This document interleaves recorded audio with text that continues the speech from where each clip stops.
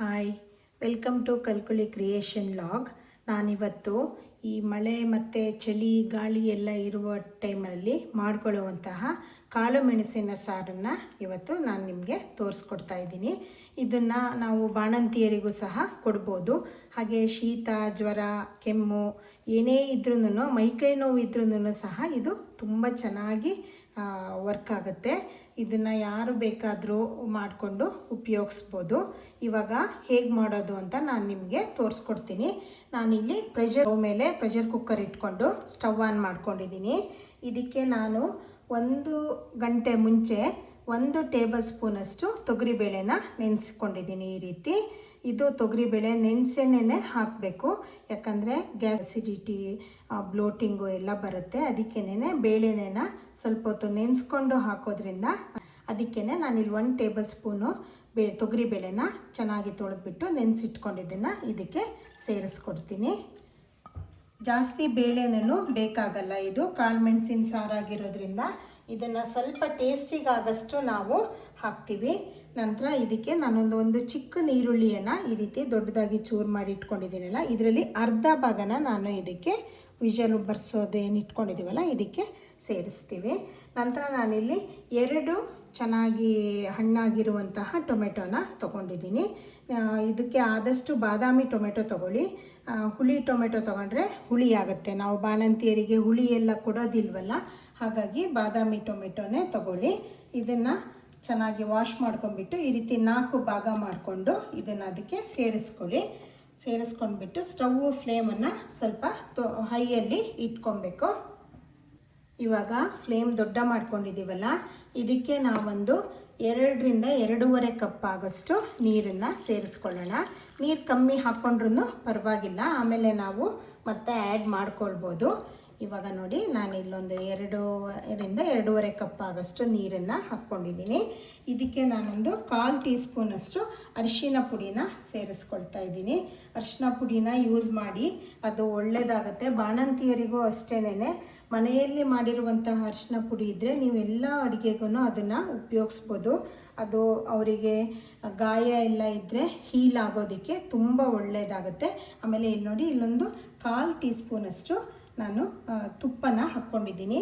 ಆಮೇಲೆ ನಾವು ಬಾಣಂತಿಯರಿಗೆ ಮಾಡುವಂತಹ ಅಡುಗೆಗಳಲ್ಲಿ ಎಲ್ಲದಕ್ಕೂ ತುಪ್ಪನೇ ಬಳಸ್ತೀವಿ. ನಾವು ಯಾವುದೇ ಎಣ್ಣೆಗಳನ್ನು ಬಳಸೋದಿಲ್ಲ. ಒಂದು 3 ತಿಂಗಳಾಗೋಷ್ಟು ಟೈಮಲ್ಲೂ ನಾವು ಬರೀ ತುಪ್ಪದಲ್ಲೇ ಯಾವುದೇ ಅಡುಗೆ ಮಾಡೋದಿದ್ರೂ ಮಾಡೋದು, ಎಣ್ಣೆಗಳನ್ನು ಉಪಯೋಗಿಸೋದಿಲ್ಲ. ಹಾಗಾಗಿ ನಾನಿಲ್ಲಿ ತುಪ್ಪನ ಉಪಯೋಗಿಸ್ಕೊಂಡಿದ್ದೀನಿ.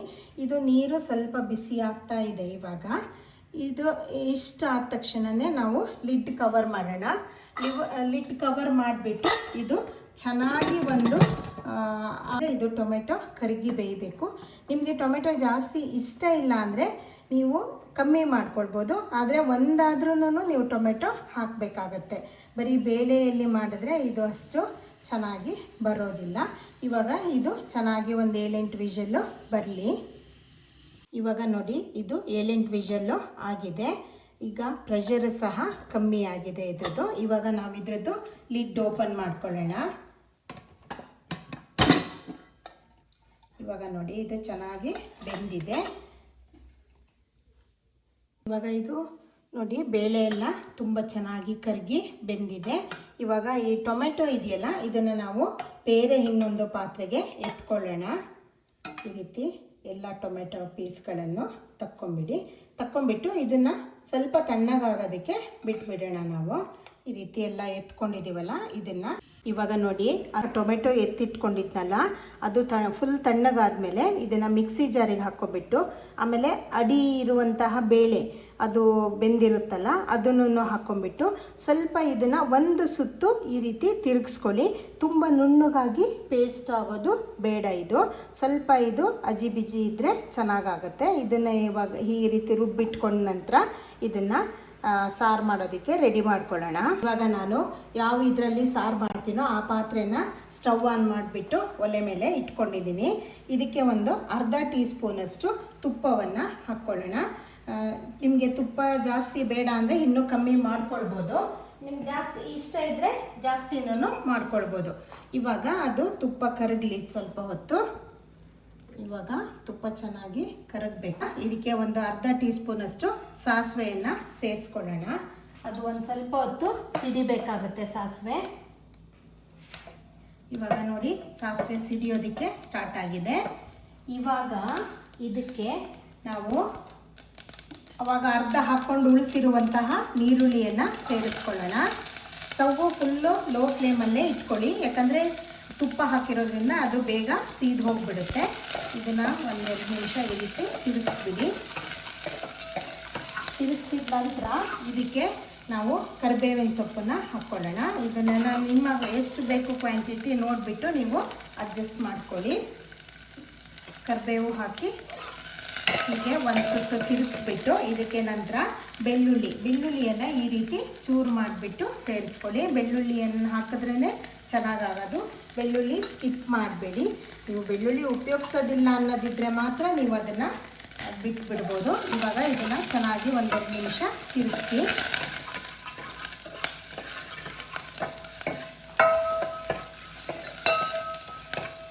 ಇದು ನಿಮಗೆ ಶೀತ ಜ್ವರ ಕೆಮ್ಮು ಏನೇ ಇದ್ರೂ ಉಪಯೋಗ ಇದು ಚೆನ್ನಾಗಾಗುತ್ತೆ. ಹಾಗೆಯೇ ನಿಮಗೆ ಗಂಟ್ಲು ನೋವು ಇದ್ರೂ ಸಹ ಟಾನ್ಸಿಲ್ಸ್ ಅಂತ ಆಗುತ್ತಲ್ಲ, ಆ ಟೈಮಲ್ಲೂ ನೀವು ಇದನ್ನು ಉಪಯೋಗಿಸ್ಬೋದು. ಆವಾಗ ಮಾಡ್ಕೊಳ್ಳೋದಿದ್ರೆ ನೀವು ಇನ್ನೂ ತುಪ್ಪನ ಕಮ್ಮಿ ಮಾಡ್ಕೊಬೋದು, ಆಯಿಲ್ ಕ್ವಾಂಟಿಟಿನ ಕಮ್ಮಿ ಮಾಡ್ಕೊಳ್ಬೋದು. ಇದು ನಿಮ್ಗೆ ಅನ್ನದ ಜೊತೆಗೂ ಚೆನ್ನಾಗಾಗುತ್ತೆ.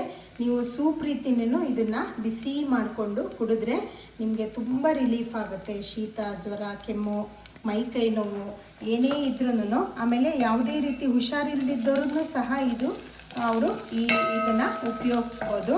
ಈರುಳ್ಳಿ ನಿಮಗೆ ಕಾಣ್ತಾ ಇರ್ಬೋದು ಸ್ವಲ್ಪ ಬ್ರೌನಿಷ್ ಆದಾಗೆ ಆಗಿದೆ. ಈ ಟೈಮಲ್ಲಿ ನಾವು ಇದಕ್ಕೆ ಕಾಳು ಮೆಣಸಿನ ಪುಡಿಯನ್ನು ನೀವು ಹಾಕ್ಕೊಳ್ಬೇಕು. ಕಾಳು ಮೆಣಸಿನ ನಮ್ಮದು ಇದು ಮನೆಯಲ್ಲೇ ಮಾಡಿರುವಂತಹ ಪುಡಿ. ನಾನಿಲ್ಲಿ ಒಂದು ಟೀ ಸ್ಪೂನ್ ಹಾಕಿಬಿಟ್ಟು ಮತ್ತೆ ಒಂದು 1/4 ಟೀ ಸ್ಪೂನಷ್ಟು ಇದಕ್ಕೆ ಆ್ಯಡ್ ಮಾಡ್ತೀನಿ. ಇದು ಸ್ವಲ್ಪ ಹೊತ್ತು ಫ್ರೈ ಮಾಡಿ. ಕಾಳು ಮೆಣಸು ನಿಮಗೆ ಖಾರಕ್ಕೆ ಎಷ್ಟು ಬೇಕೋ ಅಷ್ಟು ನೀವು ಅಡ್ಜಸ್ಟ್ ಮಾಡಿ ಹಾಕ್ಕೊಳ್ಬೋದು. ಇವಾಗ ಕಾಳು ಮೆಣಸು ಹಾಕಿದ ನಂತರ ಇದಕ್ಕೆ ಅರ್ಧ ಟೀ ಸ್ಪೂನಷ್ಟು ಜೀರಿಗೆ ಪುಡಿನ ಸೇರಿಸ್ಕೊಳ್ಳೋಣ. ಜೀರಿಗೆ ಪುಡಿ ಹಾಕಿಬಿಟ್ಟು ಇದನ್ನು ಒಂಚೂರು ಹೀಗೆ ತಿರುಗಿಸ್ಬಿಡಿ. ನಂತರ ಇದಕ್ಕೆ ಇನ್ನೊಂದು ಅರ್ಧ ಟೀ ಸ್ಪೂನಷ್ಟು ನಾವು ಕೊತ್ತಂಬರಿ ಪುಡಿನ ಆ್ಯಡ್ ಮಾಡ್ಕೊಳ್ಳೋಣ. ಇದು ಒಂದೆರಡು ನಿಮಿಷ ಈ ಎಣ್ಣೆಯಲ್ಲಿ ಸ್ವಲ್ಪ ಫ್ರೈ ಆಗಬೇಕು. ಇದು ಹೀಗೆ ಎಣ್ಣೆಯಲ್ಲಿ ಒಂದೆರಡು ನಿಮಿಷ ಹುರಿದಾದ ತಕ್ಷಣ ನಾವು ಬೇಯಿಸಿಟ್ಕೊಂಡಿರುವಂತಹ ಬೇಳೆ ಕಟ್ಟೆ ಏನಿರುತ್ತಲ್ಲ, ನಾವು ಅಂದರೆ ಟೊಮೆಟೊ ತಕ್ಕೊಂಡಿರ್ತೀವಲ್ಲ, ಆ ಉಳಿದ ನೀರನ್ನು ಇದಕ್ಕೆ ಸೇರಿಸ್ಕೊಳ್ಳೋಣ. ಆ ಬೇಳೆದು ನೀರು ಸೇರಿಸ್ಕೊಂಡ ನಂತರ ನಾವು ಮಿಕ್ಸಿಯಲ್ಲಿ ಏನು ರುಬ್ಬಿಟ್ಕೊಂಡಿದ್ದೀವಲ್ಲ ಟೊಮೆಟೊ ಮತ್ತು ಕೆಳಗಡೆ ಭಾಗದಲ್ಲಿರುವಂಥ ಇಡೀ ತೊಗರಿಬೇಳೆ ಇರುತ್ತಲ್ಲ ಅದನ್ನು ಸೇರಿಸ್ಕೊಂಡಿದ್ದೀವಿ. ಇವಾಗ ಈ ಮಿಕ್ಸಿ ಜಾರಿಗೆ 1 ಕಪ್ಪಷ್ಟು ನೀರು ಹಾಕ್ಕೊಂಡ್ಬಿಟ್ಟು ಈ ರೀತಿ ಇದನ್ನು ಸೇರಿಸ್ಕೊಳ್ಳಿ ಇದಕ್ಕೆ. ಯಾಕಂದರೆ ಇದರಲ್ಲಿ ಸುಮಾರು ಟೊಮೆಟೊ ಇದೆಲ್ಲ ಹಿಡ್ಕೊಂಡಿರುತ್ತಲ್ಲ ಅದನ್ನೆಲ್ಲ ಇದಕ್ಕೇ ಬಿಡಿ. ನೀರು ಕ್ವಾಂಟಿಟಿನ ನೀವು ನೋಡಿಬಿಟ್ಟು ಅಡ್ಜಸ್ಟ್ ಮಾಡ್ಕೊಳ್ಳಿ. ಸಾಮಾನ್ಯವಾಗಿ ಈ ಸಾರು ತುಂಬ ನೀರಾಗಿನೇ ಇರುವಂತಹದ್ದು. ನಾನು ಇಲ್ಲಿ ಇನ್ನೂ ಒಂದು ಅರ್ಧ ಕಪ್ಪಷ್ಟು ನೀರನ್ನು ಇದಕ್ಕೆ ಸೇರಿಸ್ಕೊಳ್ತಾ ಇದ್ದೀನಿ. ಇವಾಗ ಫ್ಲೇಮನ್ನು ದೊಡ್ಡ ಮಾಡಿಬಿಟ್ಟು ಇದನ್ನು ಕುದಿಯೋದಕ್ಕೆ ಬಿಡೋಣ.